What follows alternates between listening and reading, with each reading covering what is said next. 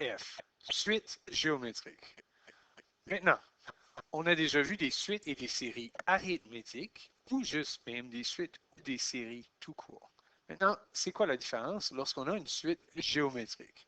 Donc, une suite qui est considérée géométrique si le rapport, si vous préférez la raison géométrique, entre les termes est constant. Donc, à chaque fois qu'on prend un terme sur un terme, on a la même quantité. Donc, pour trouver le rapport ou la raison géométrique, communément appelée le R, dans une suite géométrique telle que T1, T2, T3 jusqu'à Tn, on effectue une des opérations suivantes. Donc, pour trouver le rapport, on fait T2 divisé par T1.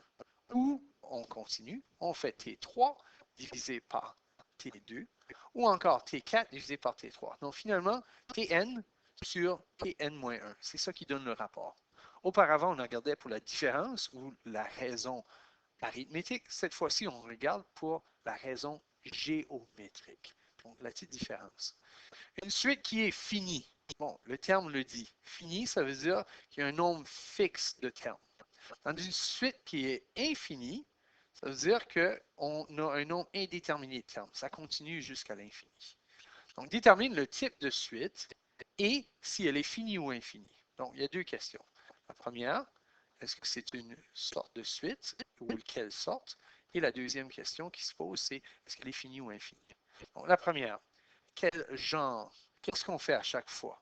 Donc, si on regarde de 2 à 4, de 4 à 6, de 6 à 8, de 8 à 10, ce qui semble être le cas ici, c'est constant, on additionne toujours 2. Donc, finalement, ici, on a une différence de 2. Et ça veut dire que c'est quel type de suite? C'est une suite arithmétique. Donc, si c'est une suite arithmétique, on demande également est-ce que c'est fini ou infini? Bien, on voit la présence de 3 petits points. Donc, finalement, c'est une suite arithmétique qui est infinie. Bon, prochaine. On a 1, on a 5, on a 25, 125, 625, 3125. Ça augmente quand même assez rapidement.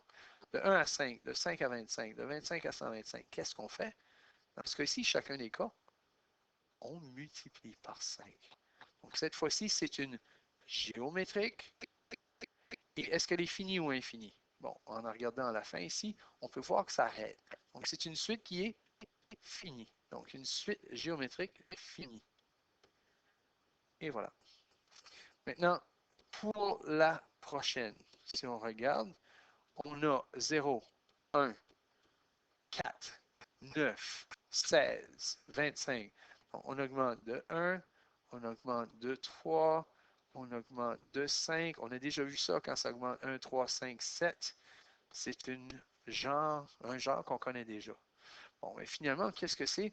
C'est comme qu'on utilisait la différence des ordonnées dans les fonctions quadratiques. Donc, les x carrés. C'est un peu le modèle qu'on a là. Donc, finalement, c'est une quadratique. On pourrait l'appeler autre aussi, là. Mais finie ou infinie, par la présence des 3 petits points, on peut voir qu'elle est infinie. Ça veut dire qu'on ne sait pas où est-ce qu'elle finit. La prochaine, 1 demi, 1 tiers, 1 cinquième, 1 septième, 1 onzième. Celle-là est moins évidente.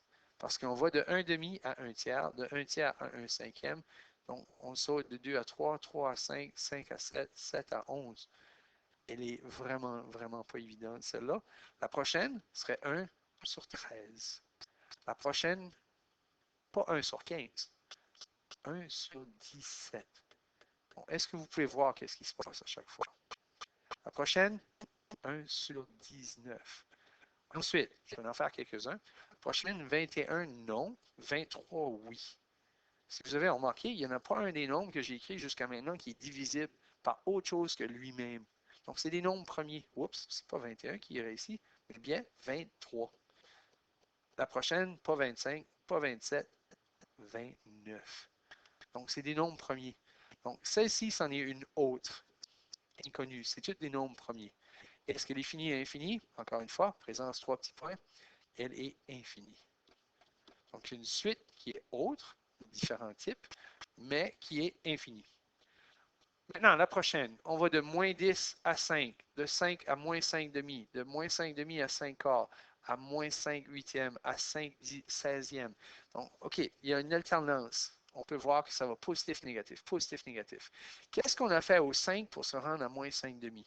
On a multiplié par moins 1 demi. Et si on continue moins 1 demi, ça va donner 5 quarts. Fois moins 1 demi, moins 5 huitièmes. Donc, on a une présence d'une différence, pas d'une différence, mais d'une raison géométrique. Ou si vous voulez, un rapport. C'est moins 1 demi. Qui veut dire que ceci, c'est une géométrique, même si on multiplie par une fraction, c'est quand même une géométrique, et elle est finie. Donc, une géométrique finie puisqu'elle arrête à 5 16e. Et c'est tout. Prochain exemple, exemple 2. Détermine la raison géométrique ou le rapport des suites géométriques suivantes. Donc, elles sont des suites géométriques, assurément. Maintenant, il faut juste déterminer c'est quoi le R. C'est quoi le rapport. Bon, pour trouver le rapport, on avait dit tout à l'heure qu'on pouvait faire 6 divisé par 2, celui-là qui est avant. Donc, ça donne un rapport de 3. Ou si on voulait, on aurait pu écrire 18 divisé par 6. Donc, la raison est 3. Je multiplie par 3 à chaque fois. 3 fois 2 donne 6. 6 fois 3, 18. 18 fois 3, 54. Donc, c'est exactement ça que c'est. Bon, qu'est-ce qui se passe avec des exposants comme ceci? Le premier, c'est 1. Quand on veut le rapport, on fait exactement le même principe. C'est-à-dire, on prend C3 divisé par C1. Ça devrait donner la même chose que C5 divisé par C3, qui devrait donner la même chose que ainsi de suite. Donc, lorsqu'on divise et on a les mêmes bases, on soustrait les exposants. Donc, on a C exposant 2.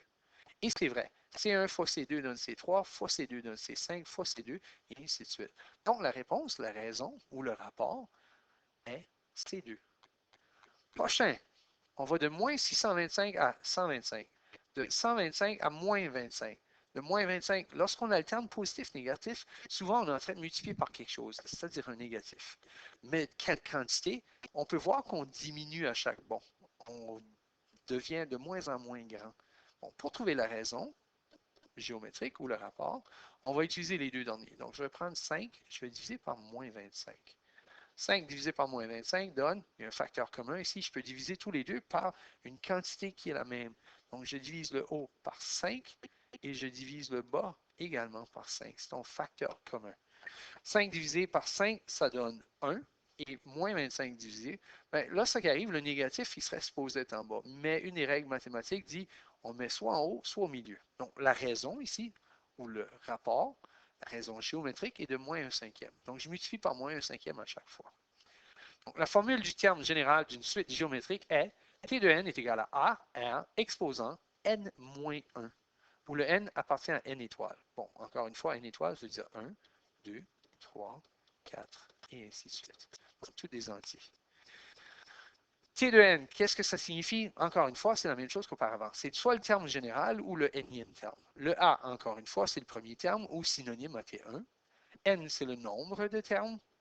R, comme on mentionne depuis tout à l'heure, c'est le rapport ou la raison géométrique. Donc, voici pour la première partie. Maintenant, pour d'autres exemples par après.